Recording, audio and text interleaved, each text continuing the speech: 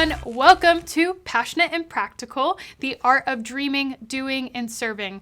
I'm your host, Lexi Bozarth, and I am so excited to have with us today Ashley Curbelo. She is going to be diving into the topic of finding passion in your day job. So Ashley has a 40-hour week at a corporate company, and she is going to be sharing how to find joy and excitement and passion and fulfillment within the 40-hour work week. So thank you so much, Ash, for joining us today. We're so excited to have you here.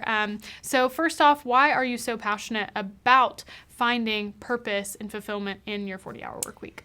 So I am an eternal optimist, and I just think that coming to work and having a positive attitude is the only way to you start the day, you end the day the way you start it, and if you don't come in with a positive attitude, you're kind of bound to leave feeling drained, and I want to feel excited and fulfilled and bring positive energy to work. So to me, that's what it's all about. Oh yeah, girl. So tell me a little bit about your role and the culture of your company and how you feel like you kind of bring yourself into the workplace. Yeah, so my company is a financial services company, and we offer insurance products, which is, I know, very sexy and exciting. But I really will say that compared to some of the other options I had after college, it really is a great company. I mean, we help people in some of their most dire times of need by giving them income protection, and that's pretty cool at the end of the day. There are not a lot of companies that can say that they're centered around, fulfilling that need in people's lives. So I really love kind of the mission behind the company and what we do in that regard. And I'd say the culture there is one that's really focused on the community, which I also love. And I think that's part of what has made me want to be there for so long. I'm able to give back, but also kind of grow and fulfill my career at the same time. Yeah. So fun fact, Ashley and I met because her and my husband and her husband also work at the same company. So Blake and Ashley met years back. Yep. And my favorite quote that Ashley has is that God brought her to Blake so that she could meet me. And it's truth. Yeah. It's absolutely true. I couldn't feel more on the same page. And so I know a lot about this company just because my husband works there. And I also love the culture of the company. Being someone that was born of entrepreneurs, I often have this preconceived notion about corporations and what they stand for, and kind of having this robot personalities. And so every time I go to meet people that work with Blake, I get so nervous because I'm like, they're just corporate people and they're going to be smarter than me and they're going to be stuck up and they're going to, all these things. And they are so kind, and I've loved every single person, but obviously you're my favorite other than my spouse. That would be really harsh if you were more totally important than him. So kind of going back on topic, millennials, they are this people group that is passionate and on fire for the thought of changing the world. So what does it look like for a millennial to make a conscious decision to take a career path with a corporation like the one you're employed with, versus just straight up pursuing their passions, whether that be in nonprofit or they just kind of think that they want to pursue the arts or music or something like that may not provide as much of a paycheck? How do you kind of balance those things and make a decision, and how did you make your decision to work with your company? So I struggle with, a lot of people say, I'd love to just do what I love. I'd like to pursue my passion, because once it becomes a job and you're the way you get paid, I wonder if it would lose kind of, the passion piece of it. So what I love about my company is that we are a corporation. Like you said, we have an amazing culture, but we also have an entire department that is dedicated to community relations and building and sustaining strong relationships and supporting our communities that we live and work in. And so even though I work in an operational area, I still have ample opportunity to give back to the community through the United Way campaign that we do, a number of outreach with a ton of different organizations. I mean, literally, there are hundreds of opportunities every year to go out into the community and give back. So that is just part of what makes our company special, but it also allows me to do that, but then also fulfill other parts of my career that I really love, which is, communications and working with others, mentoring women, and running an operation, which is super fun. Yeah. So I have to be completely honest. Like I said, I've kind of had this preconceived notion, and over time, it's kind of being chipped away by truth of this kind of 40-hour work week equals just straight misery. Like, why do I have to, Yeah. These are just things that I've had deeply ingrained in me, just from the personality I have had, and I'm just so thankful to see someone shining in their job, and loving their job, you and Blake included. And for me, one of the things that I kind of put on people was that this thought that that if you do what you love, then you'll be fulfilled. But for me, a couple years ago, I was doing what I love, which was like living a hippie lifestyle, paycheck to paycheck, and generosity is a big part of my heart. And I wasn't actually able to be generous and make an impact because I didn't have the means to do so. So one thing I love about you and Ray is that you guys are extremely generous, and you're able to be, and you're able to make an impact, and you're able to serve on boards because of your status, if you will, like not saying it in a way that says, oh, I'm this, high up, and I make this kind of money, but for the sake of, you're building something for the sake of pouring out into the community. So I really respect that about you. So tell us a little bit about Girls Inc. It's a company that, or a nonprofit that you serve on the board with. Why do you love that? Oh, I'm so passionate about Girls Inc. because they are a nonprofit that serves young women of all types, kinds, from every background to just to really enrich their lives with programming in schools and an after-school program so that they become strong, smart, and bold women. And when I spend time with them, I mean, they make me feel like an amateur. They are so confident and strong, and so I get back probably even more than I give them, but being able to round out my experience and give back to the operations of the organization, which is a great thing about nonprofits. You learn a ton from them about what it means to operate really lean and what it means to be creative when you're running a business. And then you're able to bring kind of your corporate experience as well, and also your connections across the community to fulfill a need. So that's been really, really fun, and something that I wouldn't be able to do, honestly. Like I bring value because of my corporate experience. Right, absolutely. And so one of the things that I love about you is how creative you are. So tell us about how you bring creativity to the workplace. So I would say that, I get described often as really high energy and positive and bubbly, and I love that because the workday would be a little bit boring otherwise if you weren't kind of coming to it with some energy, and that includes creativity. I mean, people joke, but I joke around with me. I have to do a lot of PowerPoint presentations. And to me, it's like professional scrapbooking. I love it. It's like, I'm no graphic designer, but PowerPoint's as close as I'll get. Yeah. And so instead of being like a cool, like advertising person, I get to make great PowerPoints. And that's fulfilling to me. It really is. I love storytelling and I love communicating. And to be able to put together a presentation and a storyline that will provide a story for our customers or internally is just really fun. That's awesome. So, what the overarching theme of kind of your approach to work is that it's a mindset. So tell me a little bit about that. One thing that I love that you talk about is just this thought of waking up for the sake of kind of taking charge of your day and not just waking up for work. And then you talk about, obviously, the PowerPoints is like professional scrapbooking, and you listen to music on the way to work. So these things kind of all shift and form your mindset and kind of help you get prepared. So how do you look at a Monday morning or a Monday different than a lot of people? So my non-conventional Mondays. First practical tip is this sounds so silly, but I'm telling you it will get you fired up for Monday. So think back to when you were a kid and you had brand new clothes to wear to school. Like, you're so excited every day to wear a new outfit. So in life, I really do try to make sure, like, I wear my favorite outfit on Monday or a new outfit. And it gives you something to look forward to in the morning, and it kind of gets you jacked up.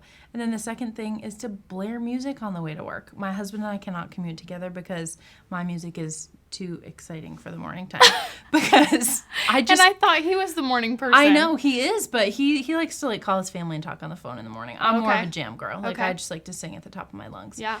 As you've seen here. So for me, nice outfit, pump up the music, and also come in with a really, really good attitude. Like when you're in school, you can't wait to see your friends on Monday morning. And it's the same thing when I go to work. I want to ask people how their weekend was, get a cup of coffee and kind of settle into the morning and the busy day that's ahead. But having that mindset of this is great, it's a fresh start, it's a brand new week, and I can do anything. And that mindset shift makes all the difference when you're kind of going about your work. I love that. I love the thought of conquering Monday because Monday is the start of the week. And I think the way that, I think you mentioned it, the way that you start something is the way that you're going to see it through. So it's kind of like that self-fulfilling prophecy. If you're going to show up and say, Monday, it stinks, I don't like it, I have the case of the Mondays. Like people just say stuff like that and people love to commiserate. So how do you serve others with your personality? I know that recently you've been described as magnetic. So that's just this thought of just an exciting personality that you just can't get away from. So how do you kind of bring the energy to the workplace and love on others? So I am a super sensitive person and a pretty aware person. When I'm around other people, I pick up on their feelings very easily. And I want everyone to feel good and happy. There are a lot of not fun things about this life and in this world. And it's not to say that I like to avoid all of them, but I really do like to focus on the good. And I believe there's more good than bad in the world. And so instead of commiserating, I do my best to just be positive and be happy. I mean, does anyone want to be in this meeting talking about this PowerPoint right now? You'd probably rather be taking a nap. But why not have fun with it and enjoy and just enjoy the time you have with each other? I mean, we're so lucky that we work in a collaborative environment where we get to work as a team. And so I think that's another positive that we should just consider and kind of bring into our work.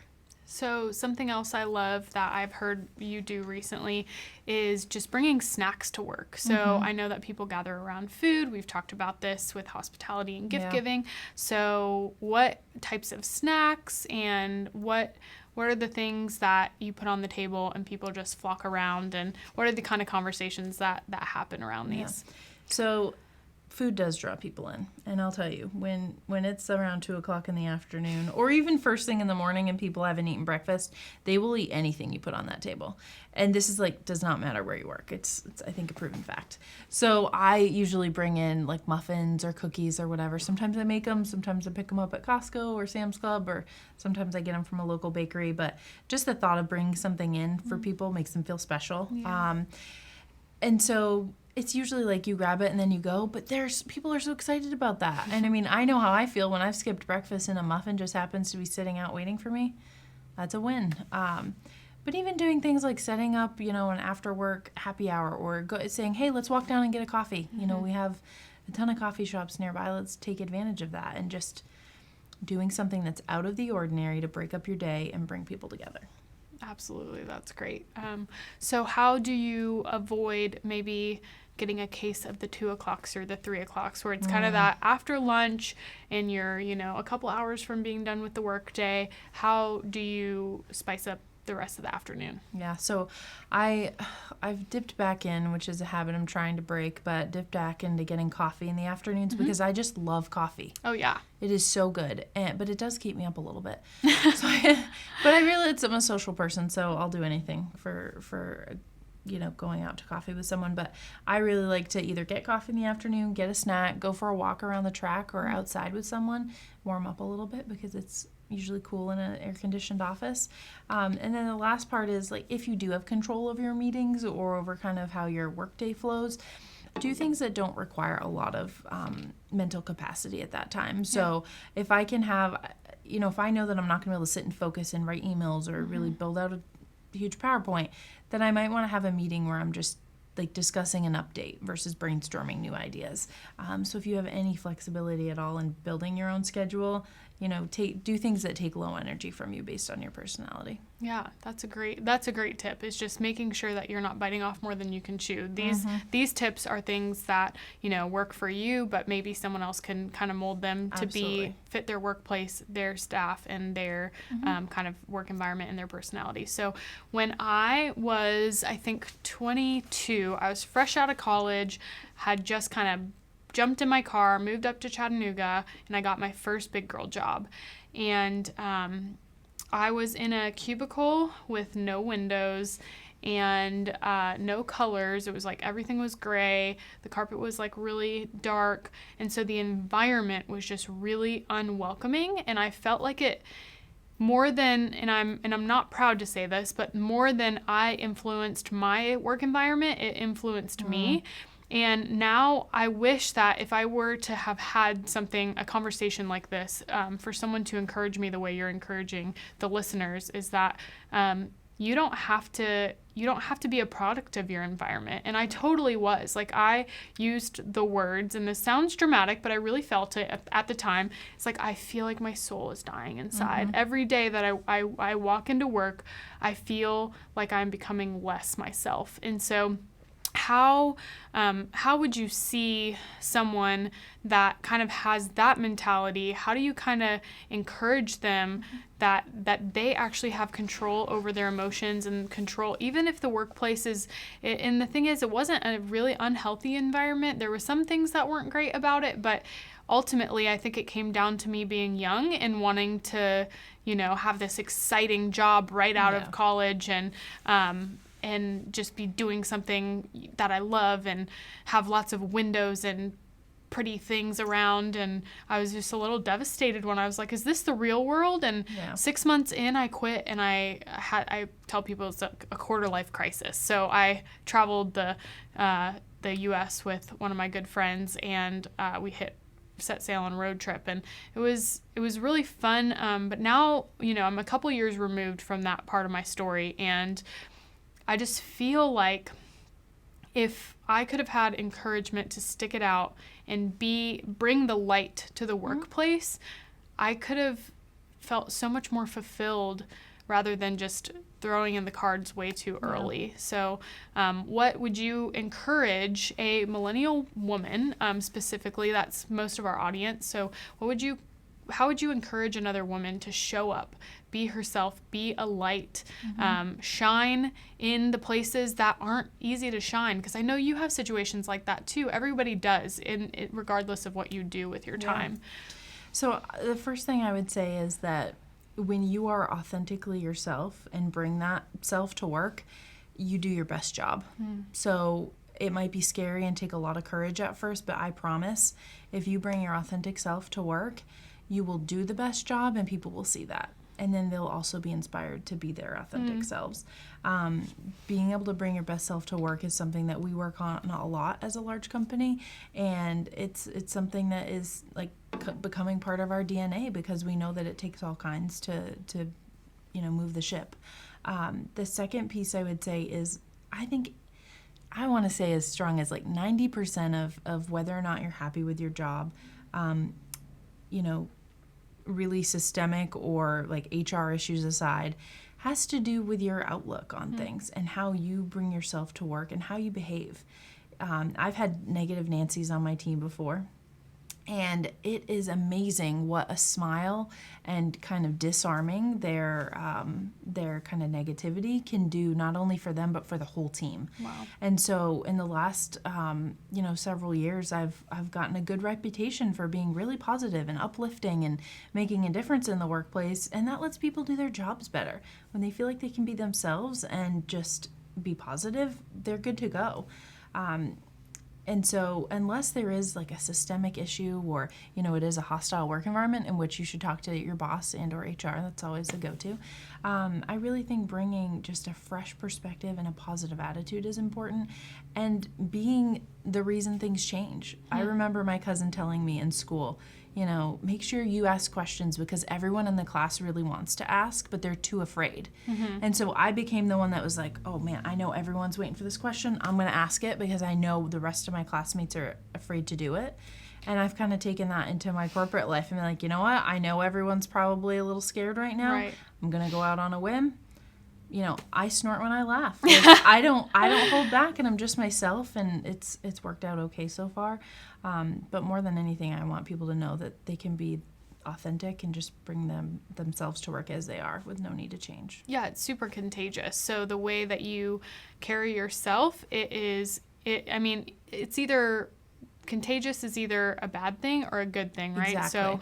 So, you can bring your negative attitude and bring everybody down, and you can kind of commiserate like we talked about, or you can shine. And that's what you've chosen to do.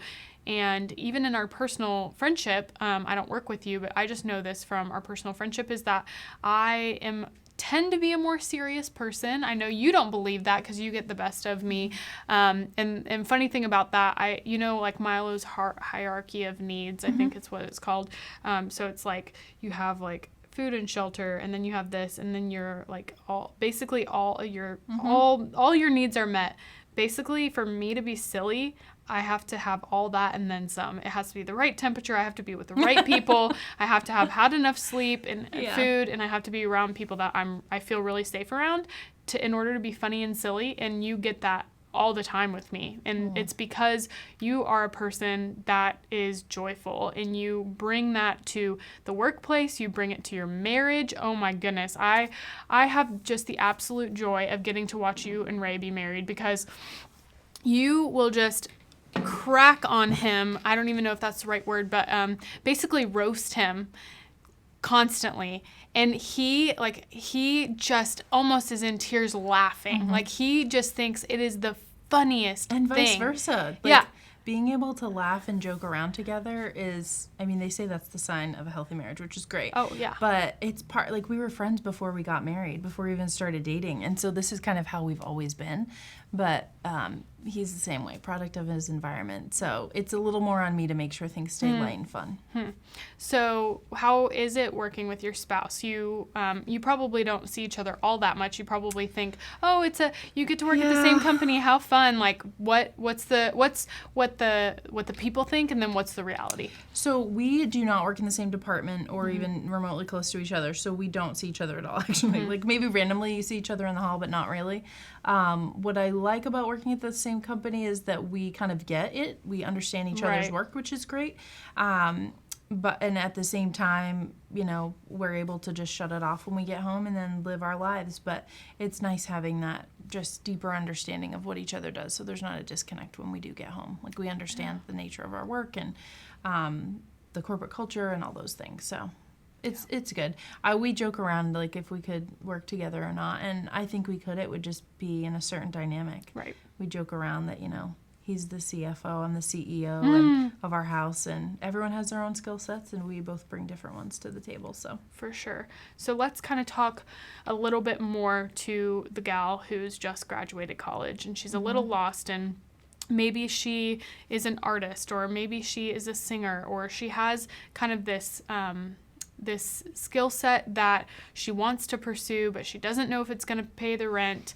But she also has maybe a degree in marketing or business, because those are pretty common degrees. So how do we encourage her to move forward? How does she look for jobs? How does she still make sure that she doesn't kind of die to self in the way that she completely lets her passions go? But how would you encourage her to move more towards and not just for the sake of a safety net, but also like the things we talked about, there's financial stability, there's community in a workplace. I think that that's something that a lot of people, when they are entrepreneurs, they end up feeling very lonely because they're doing projects very much on their own. Right. Whereas like people that work in a more corporate environment, they can build community that way. So how do we encourage those gals that are just out of college and they're like at that fork in the road?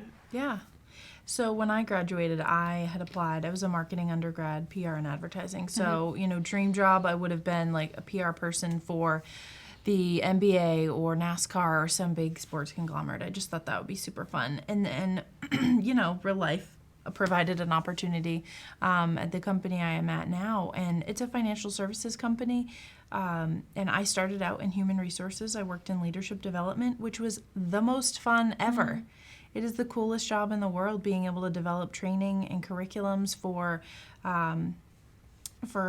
corporate leadership school, basically. And then I went on to finance and learned how to build Excel spreadsheets and look at income statements and numbers. All, by the way, extremely important things if you're running your own business. Learning how to hire people, how to let people go, how to manage people, how to manage your numbers. Like, I've learned all of those things in my roles at my company, and I would never have had that experience had I gone at it alone. And so for me, just taking an opportunity, my advice is, I guess, take an opportunity somewhere where you jive with the corporate culture and you can get on board with what they do. If you feel like it's, positive to even maybe neutral in terms of their mission and you're good with that, and you've heard about a great corporate culture where you could think you can fit in, then go for it, because the odds are, if they're a good company, you're going to go in and you're going to be able to grow and move around just like I did, and you're going to come out the other side a stronger musician or artist or whatever the case may be. I've heard of a lot of entrepreneurs that are good at a skill, but then they struggle with the business side of things. And so being able to cultivate, the artistic side, outside of work, and then learn the business skills that you need internally is just awesome. I mean, I never would have learned that otherwise. Yeah, so basically don't take for granted an opportunity that comes your way just because it doesn't look like on the outside what you maybe dreamt of or what you thought maybe in college that you'd be doing. Right. And just really be open to different things coming your way. So I love that. So another thing is, I'm sure you've looked at a lot of resumes in your day.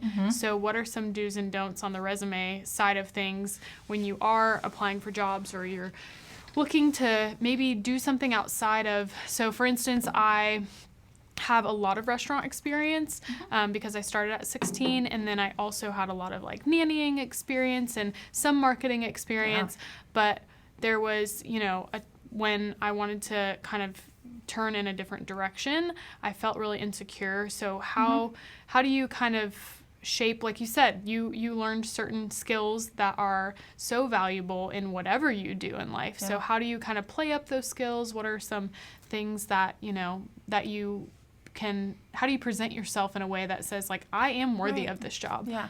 So the first thing is to remember that nobody feels like they are legit. There is no amount of work experience, degrees, whatever the case may be, for people to feel like, yes, I am going to just crush this job. Everyone goes in feeling nervous and, a little uneasy about applying for a job and interviewing.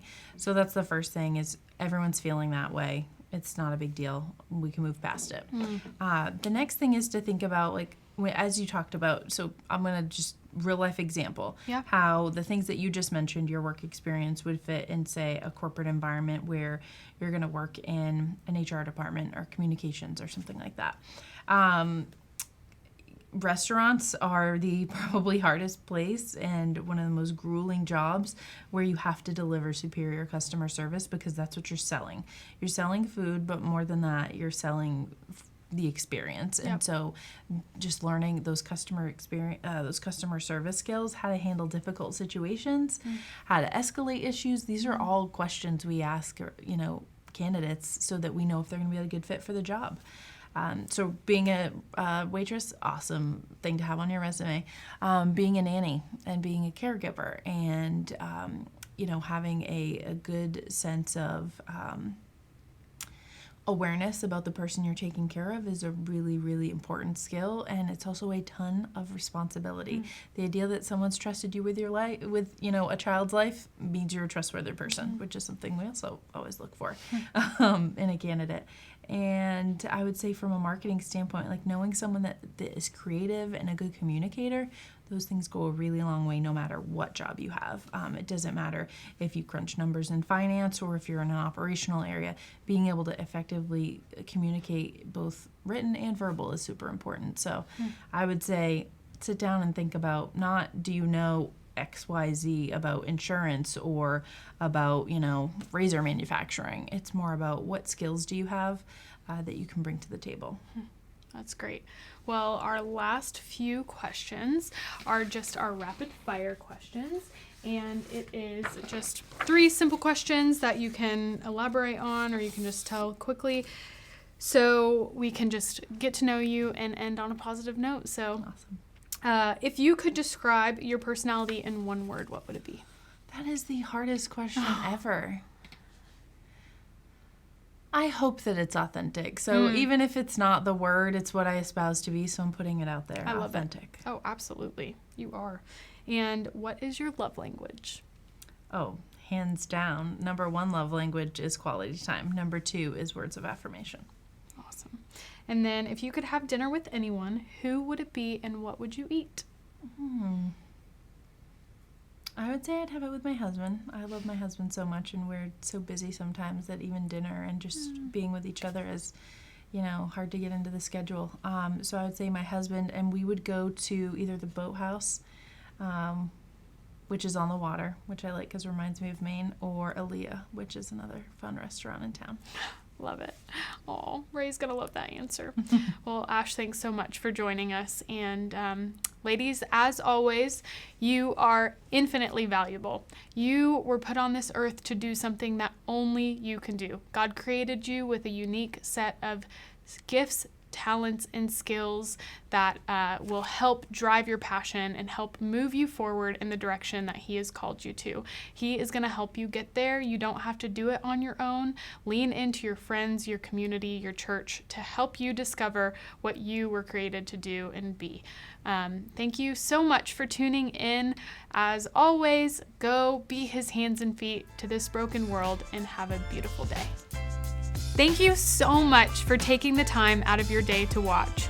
If this message has encouraged you, then please click to subscribe and share with a friend who may be inspired by the message.